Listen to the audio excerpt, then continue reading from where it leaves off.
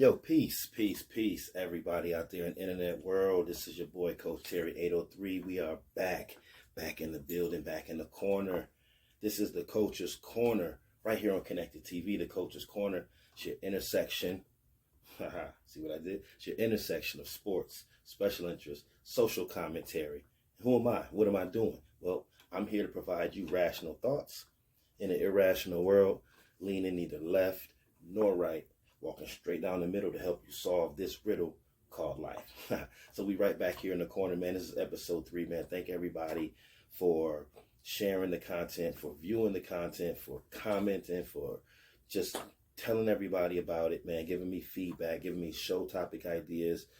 It's truly been a blessing to receive the type of love and the type of critical feedback that I need to make sure that this content is fresh and it's what you want to see, because that's all. This is the People's Show. You know, you heard of the People's Elbow from the Wrestler the Rock. Well, this is the People's Show. So can you smell what the coach is cooking? Hey, Rock, if you see this, don't sue me, okay? Don't sue me. That's a shout out to you. That's an homage, salute to the Rock, Dwayne Johnson, and everything that he's accomplished in his wonderful career. So, Konnected TV, you already know where to find us at, man. Get Fire Stick, install that Konnected TV app so you can watch on your Fire Stick and Roku. You can take it wherever you go to. Peep that little freestyle I threw up in there. I told you I used to rap. Still got some skills. Old man ain't totally washed yet. But make sure you have that Konnected TV app on your Fire Stick and your Roku so you can take it with you wherever you go. All right, so I may drop a new episode. There may be some fresh new other content that you want to watch on the Konnected TV app, but you're out of town like I was just recently. We'll get into that a little bit later on in the show. And that way you can stay abreast. And also the app content is dropped first. Put it on YouTube, on my YouTube, Konnected YouTube's page, but it's not until after it's been released for some time on the app. We want to make sure you get that love for streaming us first.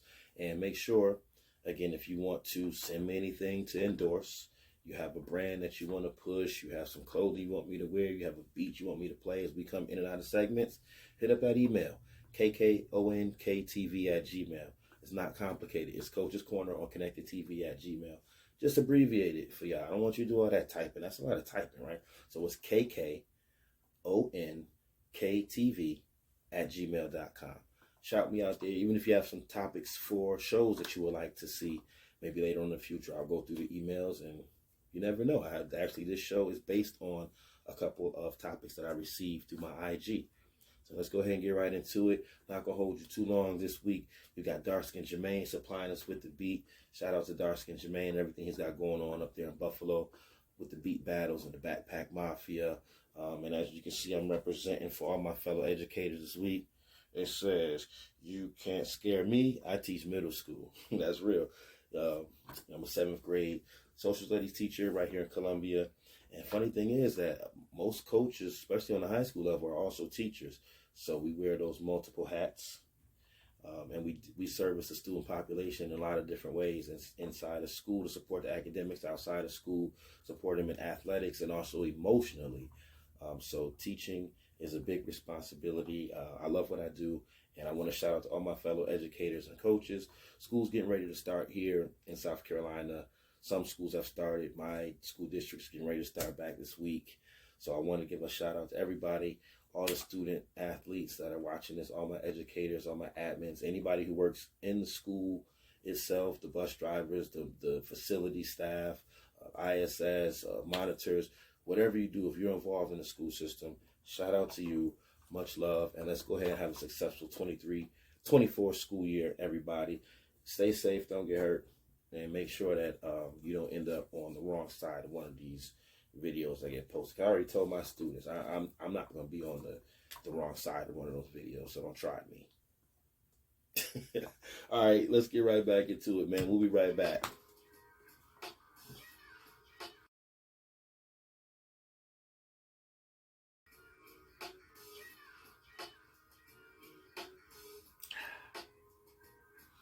Remember how I said old men always have to make that noise after they drink something good?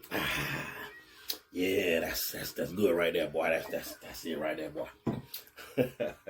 All right, let's go ahead, man. Let's get right back into it, man. Let's slide on into second base. Okay, this segment actually was something that was brought up during the viewer's choice segment by a kid that I've been training for the past 3 years, and I actually coached him last year, his freshman season, when I was over at Ridgeview High School. Very talented, class of 2026 prospect, Drew Madison. Follow at They Love Drew on IG. If you're a coach watching this and you want to follow him on Twitter, I'll put his Twitter up here as well. Very, very promising young prospect. Anyway, he wanted to know about the coaching business, the ins and outs of it. And I said, instead of sitting here and just talking about myself for 10, 15 minutes and giving you my thoughts, I will actually go out into the field and do some work, some leg work, put my boots on the ground, get out there, talk to some other coaches. So I interviewed some different coaches from around the area to get their perspective and their thoughts on this. So sit back and you can enjoy that in just a moment. But first, this is the Coach's Corner, right? I mean, it's my show. I'm the coach, right? I'm going to tell you about my journey. And again, this is all started because he participated in the viewer segment. I put the box up on my IG at Coach Terry 803. Make sure you're following me because I will do it again. And if you have any thoughts, if you have any topics that you would like to see discussed on the show, hit me up. But I felt that this bared an entire segment and not just 2 or 3 minutes on a viewer's choice. So how did I get started? Well, my journey is actually one that's very surprising, how I ended up here. I never wanted to coach, never thought about coaching. I played sports my entire life since the age of 9. My dad put me in football. Reluctantly, admittedly, I didn't really like it at first, but I grew to love it, and I played it as long as I could until I hurt my shoulder and couldn't play anymore. So for me, coaching was just my brother. I call him my brother because we were teammates. We went to high school together. We won a championship together. We moved down here to Charlotte together in the early 2000s. My brother, Duff. Shout out to Duff. My brother, Duff, his son, Zion, was playing football. Zion was like 5 or 6, and I used to go out there and watch them all the time. And one day I went to a practice. Zion may have been, I think he was 8 because he was playing Mighty Mike. Shout out to Zion Kilborn now. He's a grown man now. He's 6'4", 210 pounds. So he's out there in North Carolina playing ball. Look him up. I'll throw his IG up here. I can give my nephew a follow. But I was just at practice watching them, and a couple coaches couldn't make it that day. And my brother Duff said, "Hey, T, man, why don't you come on and help me out today, man? I need some hands out here." I said, "Dude, I didn't even particularly care for kids." I said, "Dude, I don't know nothing about coaching. I can't." He said, "Man, you know the game, man. Just come out here and help me out."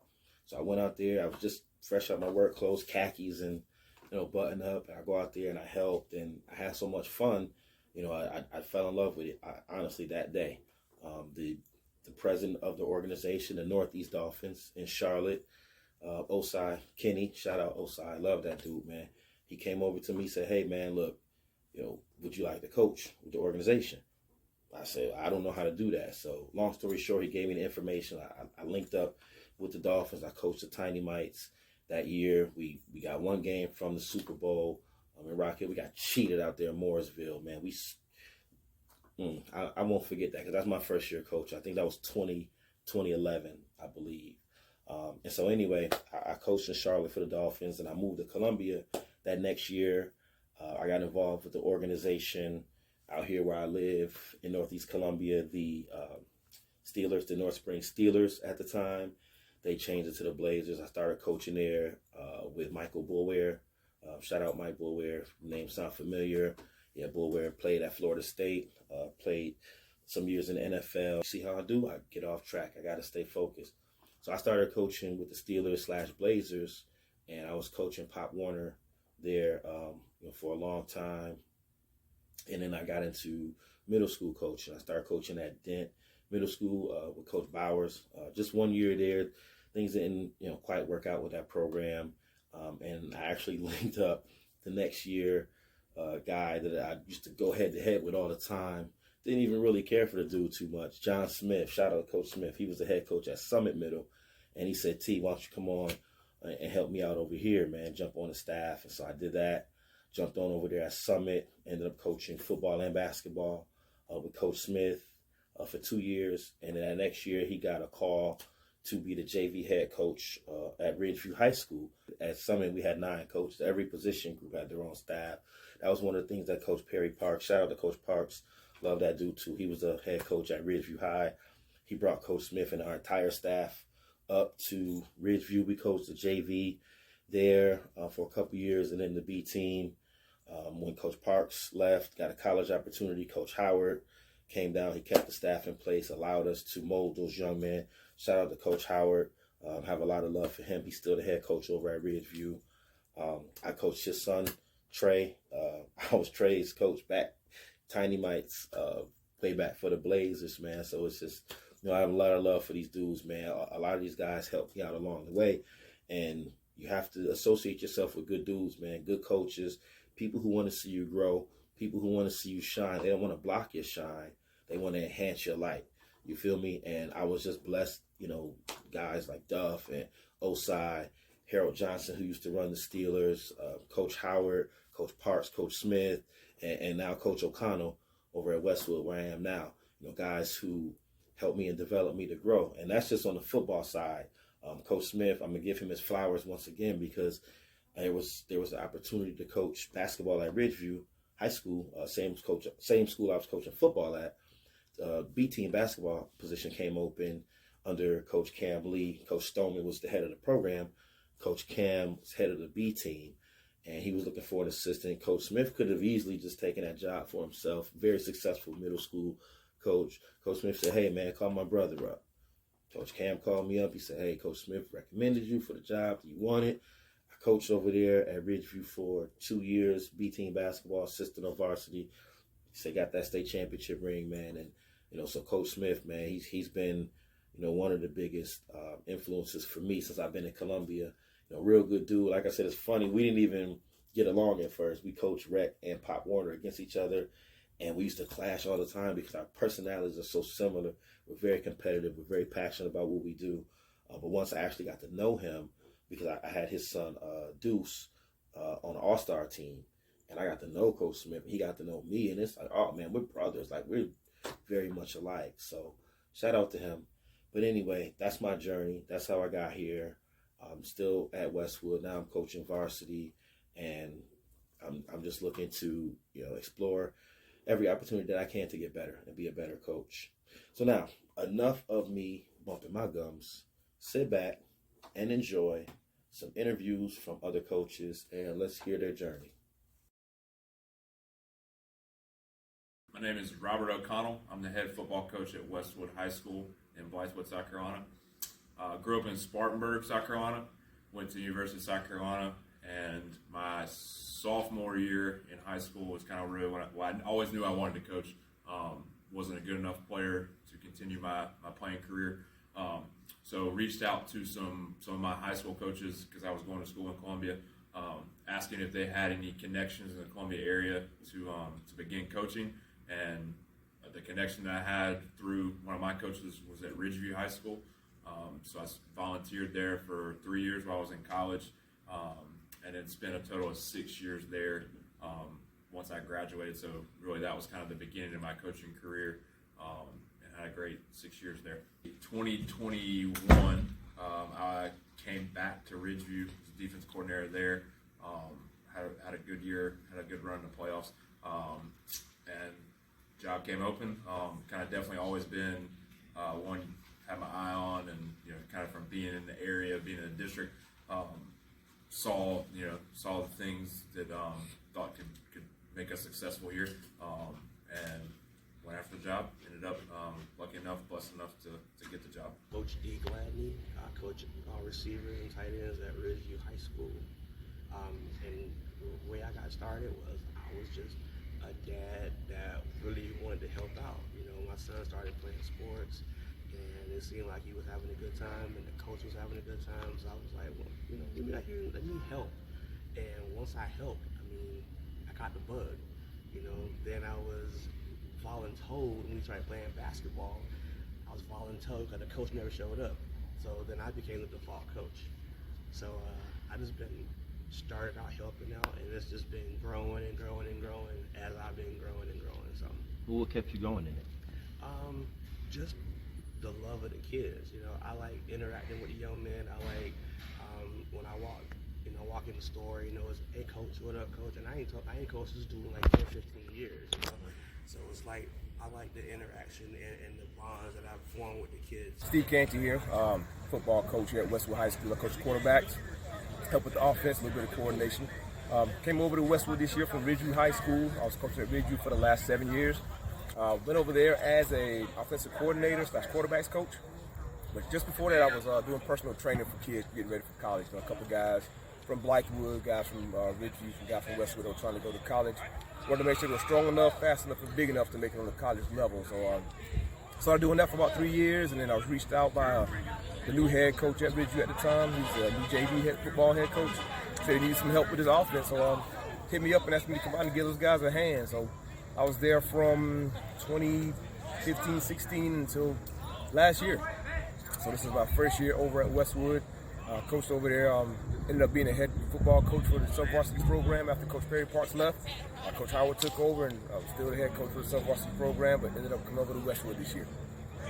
Keith Walker, been coaching 12 years going into it. First one here at Westwood with Coach O'Connell. I was at LR for 4 years before that, Columbia 2 years before that, and Airport for 5 years before that. Kind of answer your question, how I got into coaching. I was lucky to have a really good high school coach. So when I graduated, he said, hey, come back and coach anytime. Graduated, and I kind of got to be that point where I was going to take him up on that offer, so I did. That same year, I changed my major to education course and started my track on that. Here, offensive line strength primarily. Well, moving ahead in the coaching business, I think a lot of it is networking and meeting, you know, never meeting a stranger, you know, because it started out, you know, with me and my son. We wanted him to have a team to play on, and we just didn't.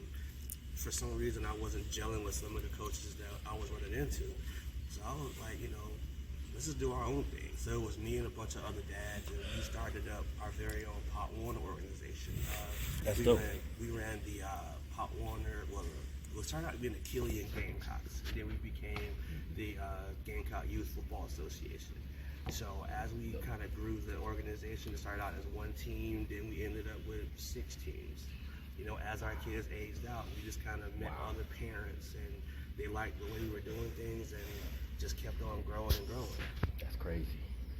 But as far as like everything else, once he aged out of middle school ball, ironically enough, one of the guys that I had coached against for years in rec flag football and in Pop Warner happened to be the football coach at the middle school he was going to. So he actually was like, you know, well, we just join forces. So I was like, all right, well, we can just join forces and let's do it together.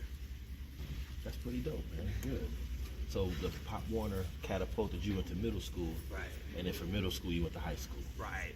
And what happened from middle school, Perry Parks, the high school coach at Ridgeview High School, wanted to bring an entire staff in to coaches JV, so his varsity coaches wouldn't have to. So he approached John approached us, and the rest is history. That's one of the main things, man, is that I'm on Twitter a lot. I follow a lot of guys, offensive coordinators from different NFL teams, different college teams. Just trying to keep myself abreast of what the offense is evolving to. It used to be back in the days, you know, power eyes and straight downhill running. Evolved to run and shoot, where you got no 4 wide, 5 wide, just downfield, airing it out. That's it for the game, just learning stuff from Twitter, some things from Instagram, following different coaches that are successful. As far as connecting with people, I try to, you know, be versed in everything that kids go through nowadays, like all the things like Instagram, Snapchat, all these different social media avenues the kids have. I try to stay abreast on those, because if you understand what the kids are going through, what they're talking about, what they're listening to, you can kind of relate to it when it comes down to things outside the white lines. A lot of times people think coaches just X and O's and yelling and cursing at kids, but we get in their lives, man. We understand what they do when they leave school, when they go home, when they leave practice, what happens to them overnight. The kids have to babysit, take care of their siblings while after doing practice and homework. Sometimes they don't get to their homework and assignments until after their younger siblings are done, 9, 10, 11 o'clock at night. So it's more than just X's and O's. It's getting these kids' lives and understanding what they go through and trying to relate to them and offer a hand when we can. Just trying to help them out and be better individuals.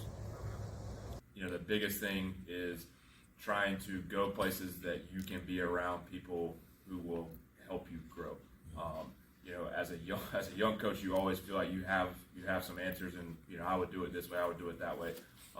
But the biggest thing is being able to go places and have people put you in positions where you can grow and be uncomfortable. Early in my career, you know, now looking back at it, it was probably it definitely was the best thing for me and prepared me to be a head coach. I think in like a 6-year span, I coached 6 different positions, which at the time was terrible because every day was uncomfortable. You know, you're having to learn kind of as you go. Obviously, you know, the more you're doing something, the better you get at it. But it made me uncomfortable, which made me have to get better and have to be prepared to be able to teach my players, to be able to run a meeting, to be able to run film. So number one is being able to go places where you can grow and you'll have an opportunity to grow. And that may be a place that is uncomfortable, and it may be a job that you think, well, I'm not qualified for this, or I don't know enough about it. But that opportunity to grow and be uncomfortable, I think in the long run, prepares you for whatever your aspiration is, if it's to be a coordinator, if it's to be a head coach. And the other thing is just understanding that there's no job too small.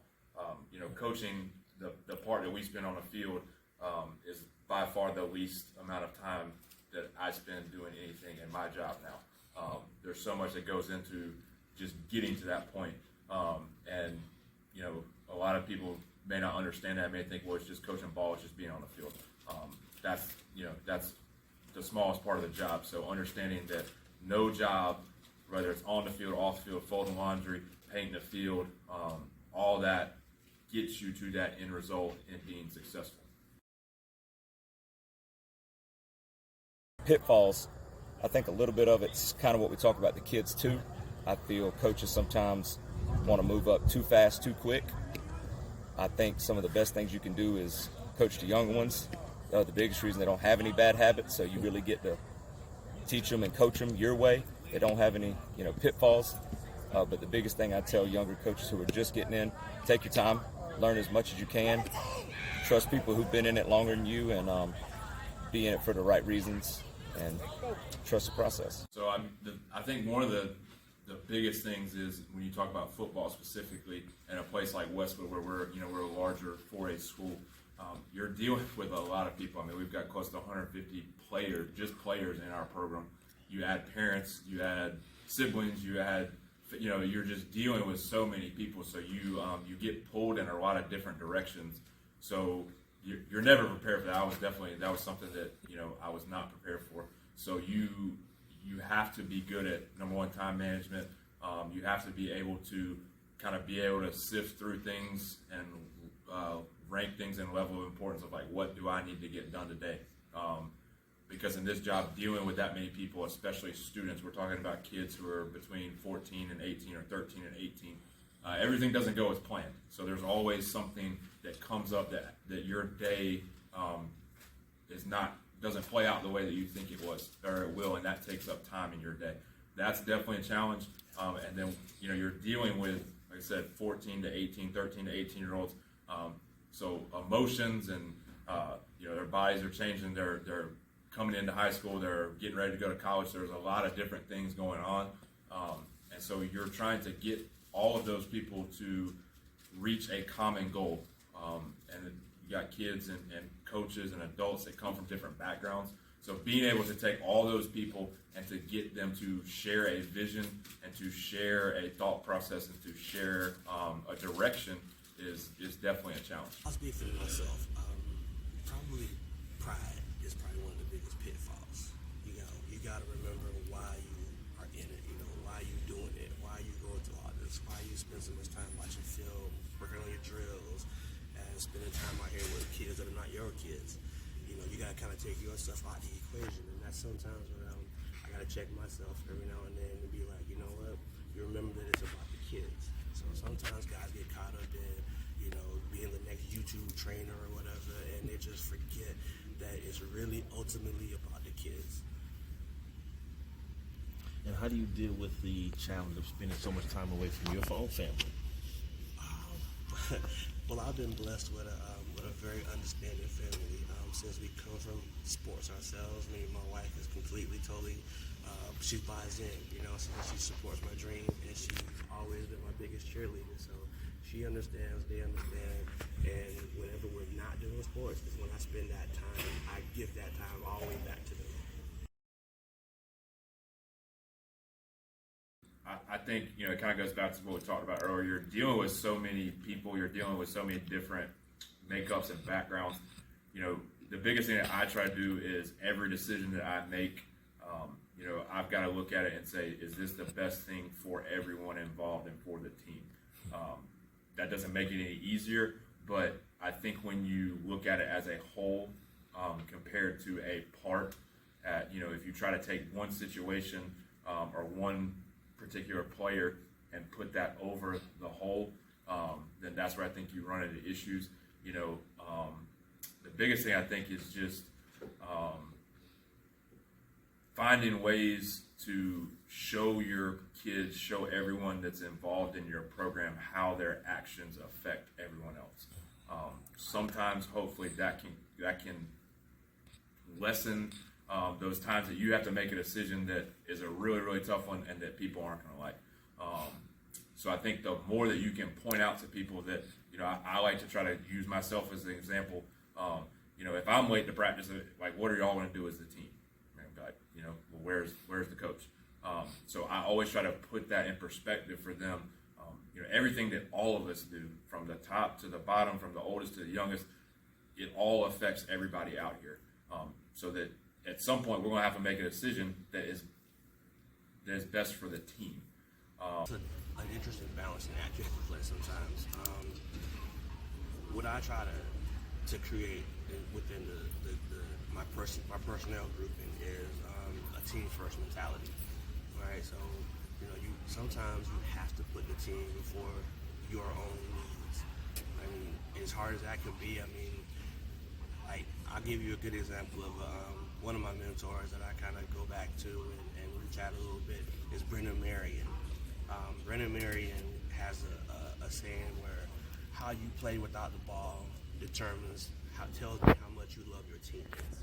So I kind of get on my guys about that, about downfield blocking, or when we run in a now screen, do you go out there and do you hit that guy as hard as you want that guy to hit? You hit for you when you get the ball. So how you play out the ball, kind of tells me how much you love your teammates. So I try to build that type of culture. Talk about players and their roles and where they fit in, players that do want to go to the next level, players that don't. I genuinely feel in this day and age, technology is kind of a curse sometimes, but on this side of it can be a blessing a little bit. There's no coach you can't reach at a moment's notice, coast to coast, worldwide. You can get film to them instantly. So if you have the desire to play at the next level in this day and age, there's a college for everybody to play at. It might not be the one you want where you want, but if you really want to play at the next level after high school, there's definitely a place for you.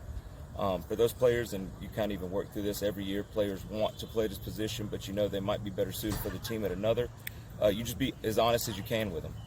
Show them. Biggest thing, review with them kind of how they do at that position and show them the potential they might have in another. And also being open and honest about their goals and them being honest with you about theirs will kind of go a long way to sort that out and be as honest as you can with them. The other thing I think would be, trying to understand, and this is really hard, especially as you're coming up in coaching, but when you sit in this seat, you've got to understand that just by the job that you have, there's going to be people that don't like the decisions that you make.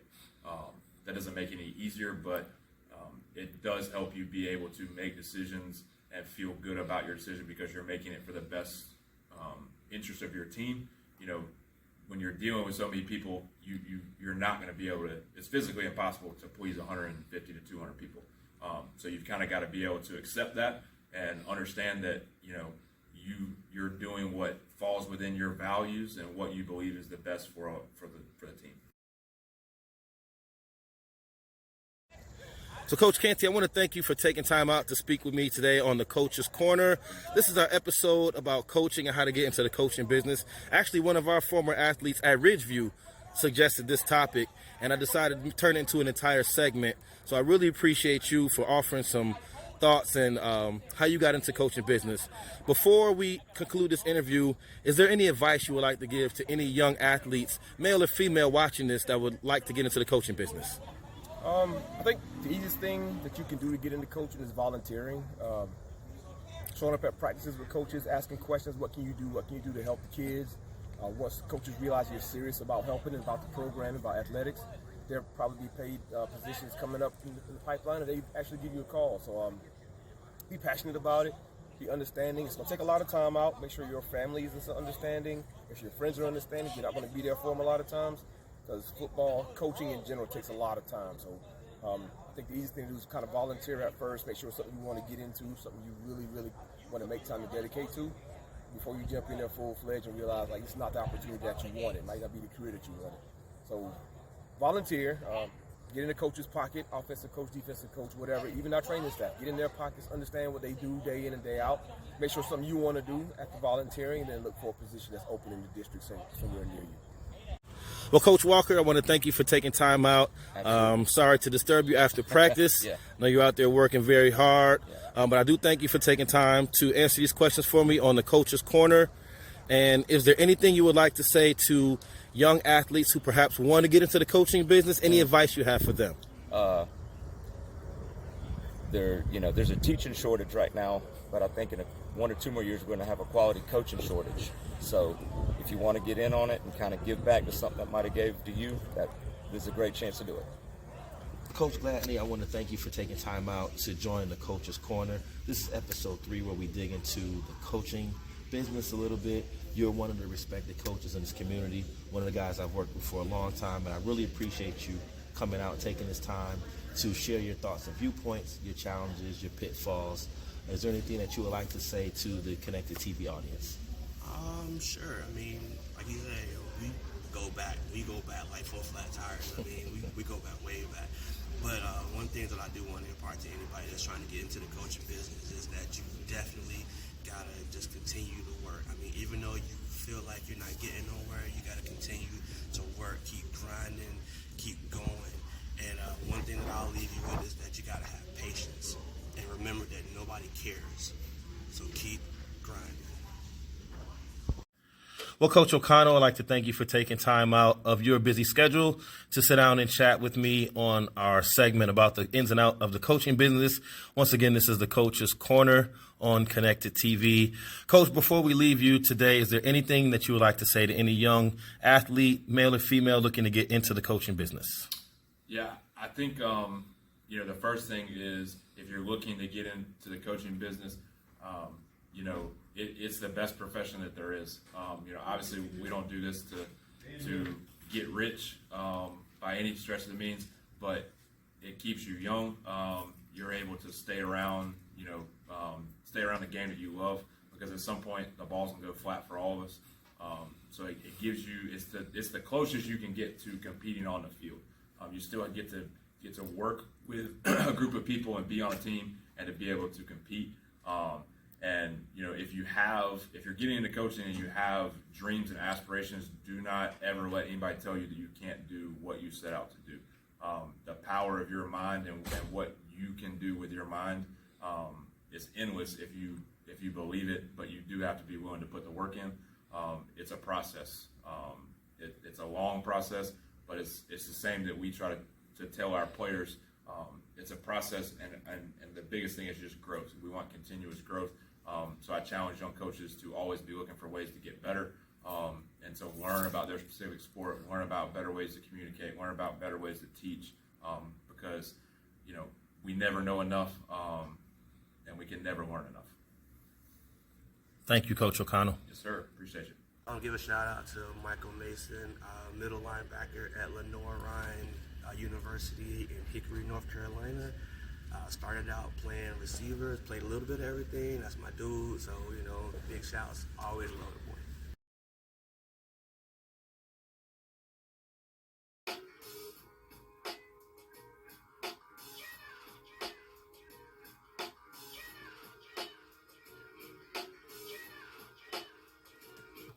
I just wanted to let that one breathe a little bit right there, man. That beat just so mellow right now.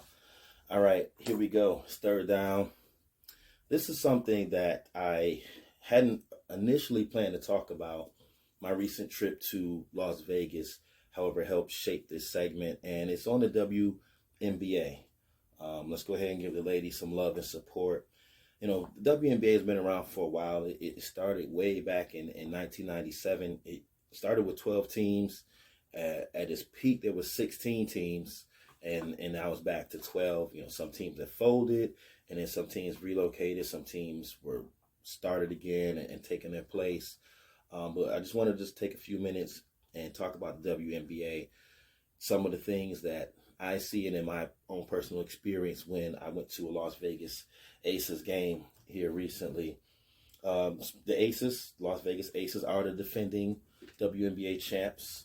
Shout out to, we got a hometown kid leading that charge, Asia Wilson from right here in the Columbia area. Went to high school here in Columbia from just outside suburbs. We, still are Columbia. She's won MVP of the league 2 of the past 3 years, 2020, along in 2022. And then last year when they won the championship, there was a guard, Chelsea Gray. She was actually the finals MVP. So if you haven't seen those ladies ball, go ahead and check them out, because I promise you can't guard them. So, I mean, they, but the thing with the WNBA, so when it first started, right, it was a huge deal that these women have a chance to play here domestically in the States. Some of the teams were affiliated with NBA teams, and you had teams who weren't affiliated with NBA teams but are in NBA markets. You have the teams that are affiliated with NBA counterparts like Indianapolis, LA, New York, Minnesota, Phoenix, Washington. Those are the teams that are affiliated with their brother teams. And then you have some teams that are in, like I said, NBA markets who are not, and then some teams that are not in NBA markets at all, like Las Vegas, Connecticut, Seattle. But then you have Chicago, Dallas, Atlanta. And you would think that they have, the Bulls, the Mavericks, and the Hawks, but they're not. They're just in NBA markets. And I think that in itself creates a lot of problems, because then it looks like there is a separation. And the thing of it is, if you had more support from the NBA itself, I know they did a little marketing campaign for a while trying to highlight women basketball in the WNBA in order to drum up some more fan support. However, I think it was a very poor, thinly veiled attempt by the NBA. I'm just keeping it, like I said, I'm not leaning left nor right, walking straight down the middle when I give you my analysis, when I give you my thoughts and my opinions. I think the NBA did a very poor job of supporting these ladies. I believe that if more NBA players were to talk openly about it the way LeBron did when he gave his ESPY speech, again, hats off to LeBron. He just continues to impress in a lot of different ways off of the basketball court. Some of the things that he's involved in his endeavors, just can't give that man his flowers enough. I thought that was really huge. But the thing of it is, when I went, so most of the women have to play overseas in order to really have a chance of having that kind of lifestyle, to where they don't play in the WNBA and then have to go and work like an office job in the off season, because the season, they play 40 games, right? So they play 40 games, and their season runs from May, right around the time the NBA season get ready to wrap up, and it runs through October. So the timing of it, I think, actually plays a part in why they don't get a lot of support, because they most of it covers those summer months where people are doing what? People are traveling, people on vacation. You have things like that going on. And so it's going to be hard, I think, sometimes to get that fan support to come out to those arenas when you have a lot of movement and travel and things like that over the summertime. I understand what they were trying to do with the timing, because you don't want to run concurrent with the NBA or the NFL. You'll just get swallowed up and there will be no chance of survival. So I understand what they were trying to do with the timing over the summer months. It is usually a little more dead. There's nothing else but baseball going on once the finals are over in June. So from a logical standpoint, that makes sense. However, there's just so much competition with summer. There's a lot of activities going on. the majority of the population are women. Okay, I'm not sure. I didn't look up the statistics. I could have done that, but we all know. I think it's last if I can remember correctly, it was like 7-1. There's like 7 females to every male. I'm talking about what you were assigned at birth. I ain't getting into all the other stuff. What you do is what you do. All right, I'm talking about when you were born and the doctor said it's a girl or it's a boy. From that point, I think it was like 7-1. So there's plenty more women than there are men. So there's no reason why they can't fill up these 10,000 seat arenas. They're not playing in the big boy arenas like the Spectrum Center where the Hornets play. You know, we sit in 17, 20,000. They're not playing those type of arenas. Where the Aces played in the Mandalay Bay Convention Center, their arena, I believe, holds like maybe 11, 12,000. They had a sellout with 10,000, and they announced that I believe that was their 3rd consecutive sellout.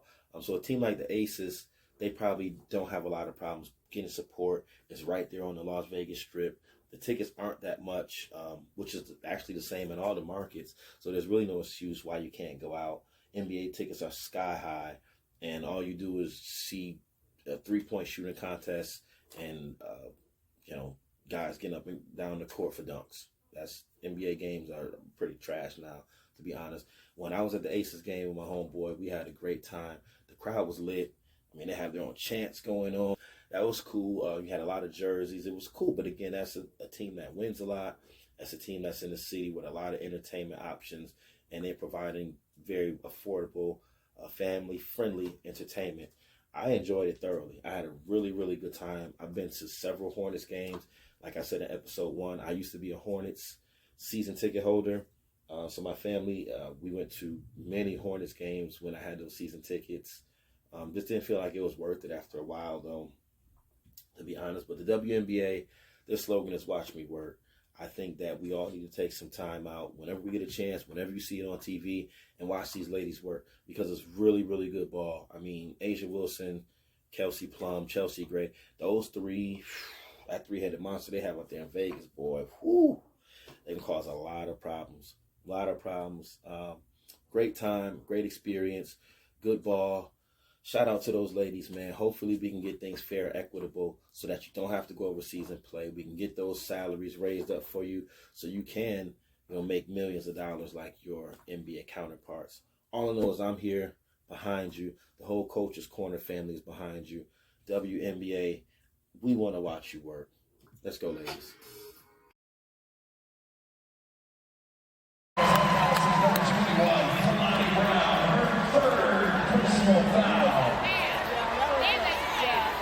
Let's go, Asia.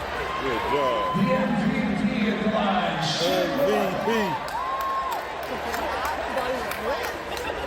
MVP.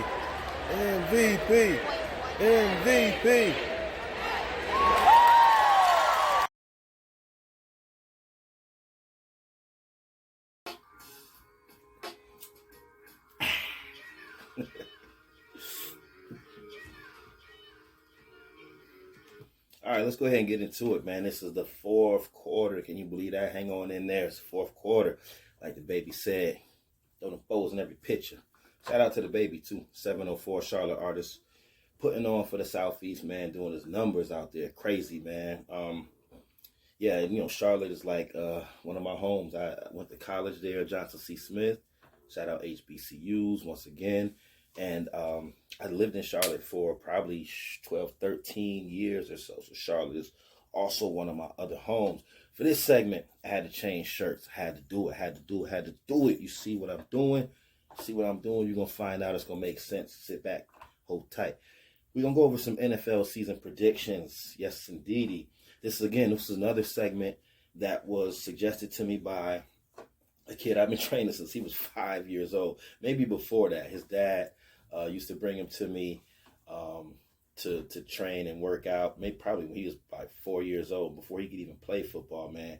Now he's, I believe he's a sophomore. He goes to Ridgeview. He's playing running back. Shout out Aiden Keefe, man. Aiden, another, again, 2026 prospect. I'll throw his IG and his Twitter up here as well. But Aiden, this is for you, buddy. I told you I would go ahead and throw these NFL season predictions. Now, what I'm not going to do is predict a record for these teams, because that takes a lot of work. Okay, you can't just say the Ravens are going to go 11-7 and just assign random records to every team, because you have to make sure you have the same number of wins and losses when it's all said and done. There's 32 teams in the league. There's 17 games. I'm not doing all of that. I'm just be honest. I'm not. This is not a sports prediction show. This is the Coach's Corner. This is an intersection of sports, special interest, and social commentary. Sports is just the components of this show. Without further ado, let's do it. All right, let's start in the AFC. So the AFC East, I have the Bills winning that. Coach, you biased, coach. Yeah, man, save all that. Whatever. The Bills are the best team in the East. The Jets have to show me something. The Dolphins, we'll see if Tua can stay in the game. We'll see if he even knows. I'm not going to make any jokes about concussions. That's not funny. But let's just see if he can stay healthy. And then the Patriots, they don't even have a quarterback. So the Bills are going to win the East. The North, I have the Ravens winning the North. I think Lamar Jackson's going to come back with something to prove. He should be playing very angry this season. They talk bad about his name, like he ain't that dude, like he didn't win a unanimous MVP. There's only been two men in the history of the NFL to win MVP unanimously, Tom Brady and Lamar Jackson. So stop with the Lamar Jackson hate. All right, Lamar Jackson and the Ravens are going to win the North. Have the Jaguars win in the South, of course. There's no competition. Indy they're trash. Texans are trash. Titans, nobody believes in Ryan Tannehill. The West, obviously the Chiefs are going to hold that down once again. Denver will be interesting. I'm just not sure about Russell Wilson and Sean Payton working together.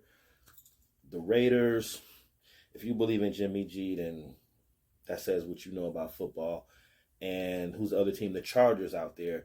The Chargers are interesting, but I don't believe in their head coach. I don't know. I don't like dude. I don't trust him. Brandon Staley. And the NFC, I have the Eagles winning the East. They're just the most. They have a stacked roster. Even losing Miles Sanders and Javon Hargrave, I believe that they're still the best team in the East. For the North, I have the Vikings winning that as well. I know they lost Dalvin Cook. Thielen went down to the Panthers. Two key parts of their offense. They still have Justin Jefferson. There's still nobody in the league that can cover him. Kirk Cousins is good enough. They'll win the North. A lot of questions in Green Bay, Chicago. People think Detroit is ready. I'm not sure. Jared Goff has to put together back-to-back good seasons to show me and prove to me. For the South, I have the Panthers winning that. Again, you may say that's a homer call because I have a Panthers mug right here. I think they have the best roster. I don't believe in the Saints coach, Dennis Allen. He is, I don't want to say he's a terrible coach, but I just don't believe in him. Derek Carr's got something to prove. Their offense looks good, though. Chris Olave, Mike Thomas. I know Kamara's going to miss the first 3 games, but they picked up Jamal Williams. I think that the Saints they're going to be a problem, but I believe the Panthers will pull that out. And in the West, the 49ers are going to run away with that division, no matter who their quarterback is. It doesn't. Kyle Shanahan can go out there and play quarterback, and they'll still win the West. So that's the division winners for the 3 wild card spots in each conference. In the AFC, I have the Dolphins, the Jets, and the Bengals. I know it was tough. I thought about putting the Steelers in over the Dolphins, but the Dolphins are just super talented. If Tua can stay healthy, the Dolphins will. If Tua can't stay healthy, I'm putting the Steelers in that spot. The Steelers are just solid. Mike Tomlin just does not get the flowers he deserves. He's a man's man. He's a coach's coach. He's never had a losing season in 16 years. No matter who, it's amazing. Mike Tomlin. Salute to you, Mike T. That's my AFC wildcard teams. The NFC, I've got the Cowboys, Lions, and Saints. Again, I talked about those when I was going through a division. Cowboys they're just talented. The NFC's trash. The Lions, again, they were right there last year. I think they'll probably take that jump over Green Bay and make it to the playoffs. And then the Saints, again, their roster's so stacked. So even with an inept coach, they should have enough to make it in a pretty weak NFC. The caveat is this. I'm not setting up brackets. So to say 1 versus, 1 has the bye, but 2 versus 7, 3. I'm not doing all of that. So again, we're going to revisit this a little bit later on in the season and kind of shake things up a little bit. But this is just my early August predictions. So far, we've only had 1 weekend of preseason football. But in the conference championship, I have the Bills facing the Chiefs. A rematch of that incredible game from a couple years ago, that 13 seconds game. Bills are going to get it right this time. The Bills are going to advance to the Super Bowl over the Chiefs. And then I have on the NFC side, I have a good old NFC East showdown with the Eagles versus the Cowboys in the NFC Championship game. Jalen Hurts is just too much for the Cowboys to handle. Micah Parsons is that dude. I understand that. I just think that Dak will make a mistake. Either he'll make a mistake or he won't rise to the challenge when there's time, when it's time to. So I have the Eagles advancing to the Super Bowl against the Bills. And then I got the Buffalo Bills winning the Super Bowl, man. I just do. Listen. I know that's been the popular pick in the media for the past few years, the Bills, and they haven't lived up to that expectation. Trust me, you don't know how many times I've thrown my hat down or I've thrown something against the wall or stand on the floor because they make the dumb mistake, especially last year, getting just absolutely demolished in the playoffs by the Bengals. That wasn't cute. The 13 seconds game, I mean, I just knew we were going to the Super Bowl, and 13 seconds, it's unbelievable. The divisional game against the Chiefs before that, I just think this is that year we break out against the Chiefs. Josh Allen is going to lock in, and the additions that we made this year in the draft and free agency are really going to help us out, and we're going to get over that hump. It's a process, man. Everybody expects you to just jump right in and win the Super Bowl like Patrick Mahomes did in his second year, and that doesn't happen. It doesn't happen. There's a process. You usually have to take steps, getting to different rounds of the playoffs, advancing, feeling that heartbreak so you know what it takes to get back to it. So we're going to have the Bills over the Eagles in the Super Bowl. Mark it down. Tell me what you think. Do you disagree or agree with my division winners, my wild card, my conference champs, my Super Bowl winners? Hit me up, KKONKTV, Coach's Corner on Konnected TV at gmail.com. Let me know what you think. Drop it in those comments.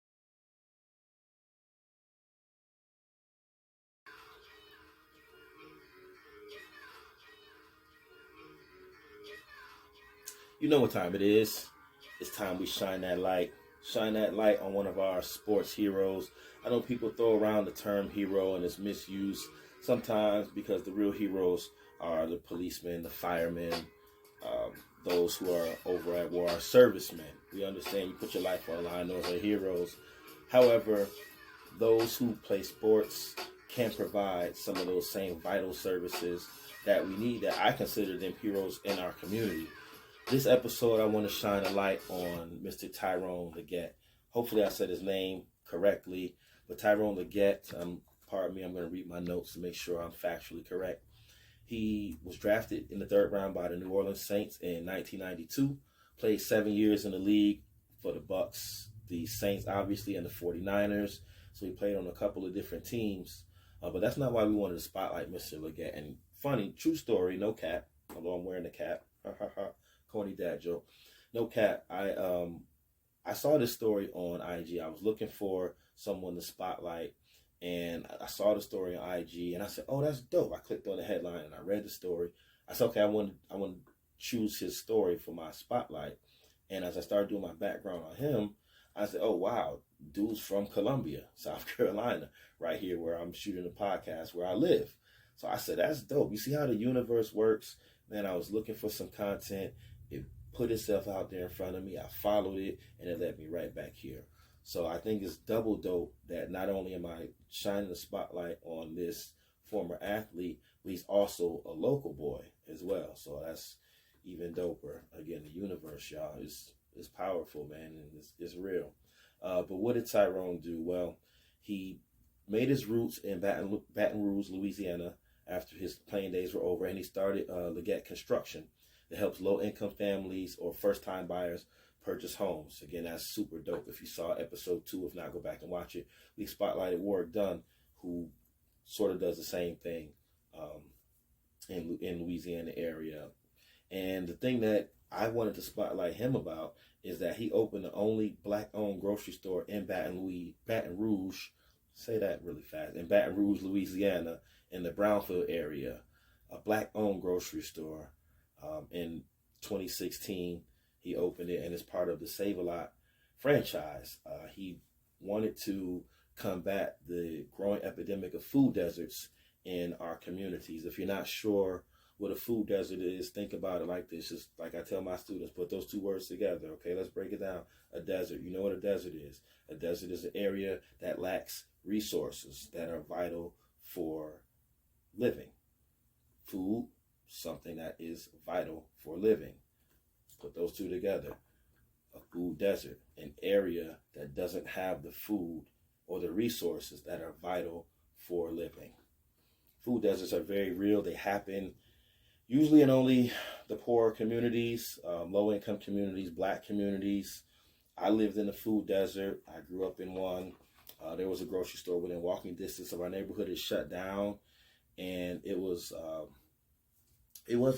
really good, and it really limited access to vital food for a lot of people in my neighborhood who didn't have cars. You know, the idea of living in a food desert concerned me so much that I think I was 19 or 20. I wrote a letter, I penned an open letter to the black newspaper in Buffalo called The Challenger, and they published it. And I was super excited to see my thoughts, my expressions published in that paper back then. I also sent the one to the Buffalo News, which is the greater large newspaper. I don't think they ever published it. I doubt they were concerned about how a lack of an accessible grocery store in a low-income black neighborhood was a problem. However, for me, I've always had that mindset where I'm trying to improve the conditions of our people. Even as a young man, back then, I just had that in me, that drive to just want to express concern and share thoughts and try to remedy situations that are affecting my people. But back to this man, Tyrone Legette. Again, I hope I'm saying your name right. He's combating a very serious problem. Shout him out again. He's from Columbia, South Carolina. He went to Spring Valley High School, played football at Nebraska, 7 years in the league. Only black-owned grocery store in Baton Rouge, Louisiana. Also Legette Construction, helping families purchase homes, man. That's super dope what he's doing. Let's make sure that we continue to support brothers like this. We don't self-sabotage, because a lot of times, y'all, we got to be real about this. Remember, I'm not leaning left or right. I'm walking straight down that middle. All right, we self-sabotage. When things are in the neighborhood, we steal from them. We rob them. So, I mean, I'm keeping it 100 with y'all. We can't do this. If we want our own businesses to thrive and survive, then we cannot be the ones that bring them down, right? It's a thing called shrinkage. When employees steal, when you allow your friends to come in and get deals and scam and things like that, that's only affecting us. So, we have to get better at supporting our own, and we can't always say, oh, well, the prices are too high here because you're going to Walmart and pay whatever they charge. But when you come into one of your own stores, then you want a deal or you want a discount or you wonder why the price is this or that. Let's go ahead, man, and let's empty them pockets out. Because when it's time for y'all to buy Gucci and Versace and Balenciaga and Celine and Amiri and whoever, you don't mind paying those exorbitant prices. But when it comes to something black-owned, then it's a problem. Then you want to question the price tag. So we have to do better as a people supporting our own. And that's just real. I'm not going to shoot it to you any other way. Straight down the middle.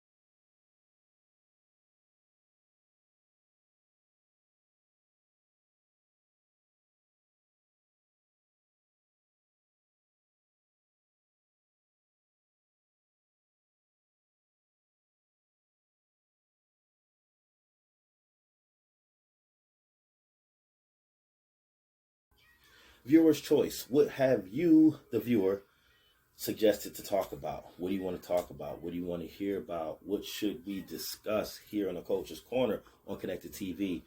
Well, I've sifted through all the responses I received on IG. Make sure you follow me, Coach Terry 803. And I sifted through the email and I picked out 4 this week. This segment is going to be relatively short because I got so many good ideas. I think I'm going to turn some of them into full-blown segments on future episodes, so I won't spend a lot of time talking about it here.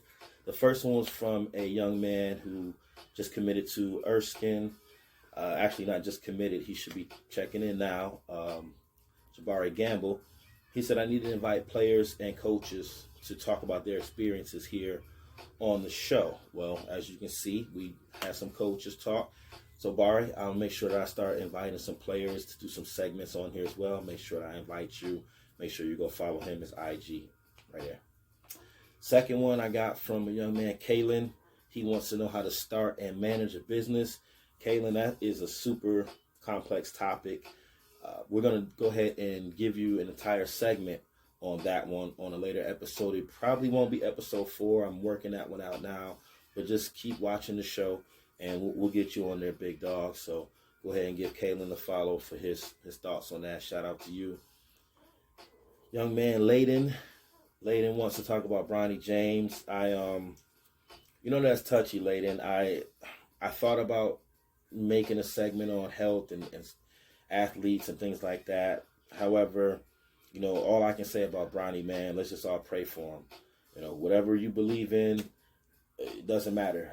If you believe in something, then send a prayer up for that young man. We can only hope that he recovers. Not hope, we can only wish and pray that he recovers to his full ability and that he's able to finish up college, pro career, hopefully, if that's what he wants to continue to do. But, let's just continue to pray for the best for that young man. Very talented, obviously been receiving top-notch medical care since Dave was born. And you just never know. So young athletes, please be careful out there. If you feel yourself getting tired or overworked, please. And you have to take a rest sometimes too. A lot of times we think, and I'm guilty of it. You'll see me, I'm in the gym. I took today off from the gym. I've been in the gym 5 straight days. I had to take today off. And you hashtag no days off, and we grind and we bend, and I understand that, but you have to let your body rest. You have to let your mind rest.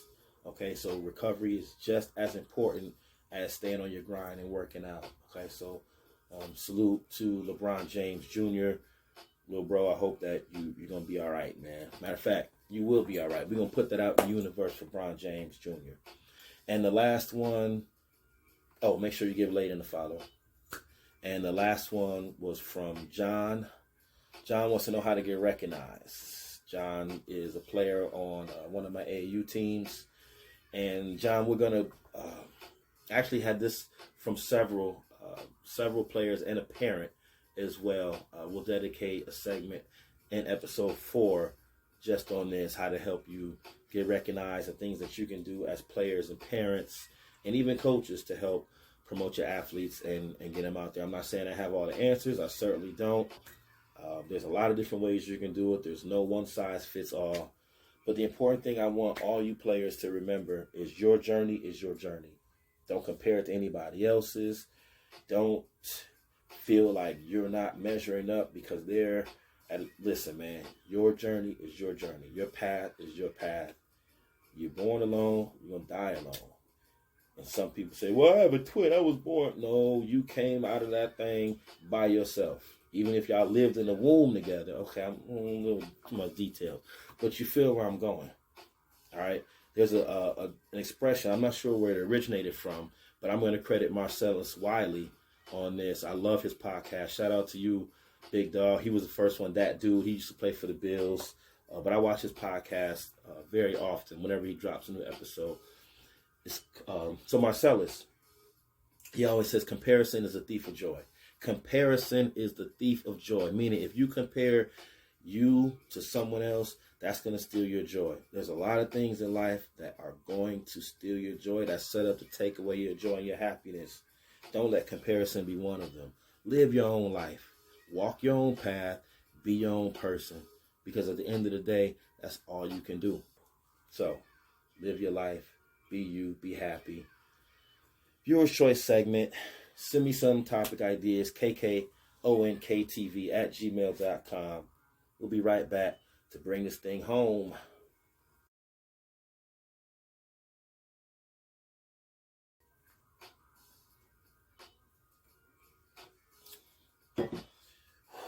Ooh.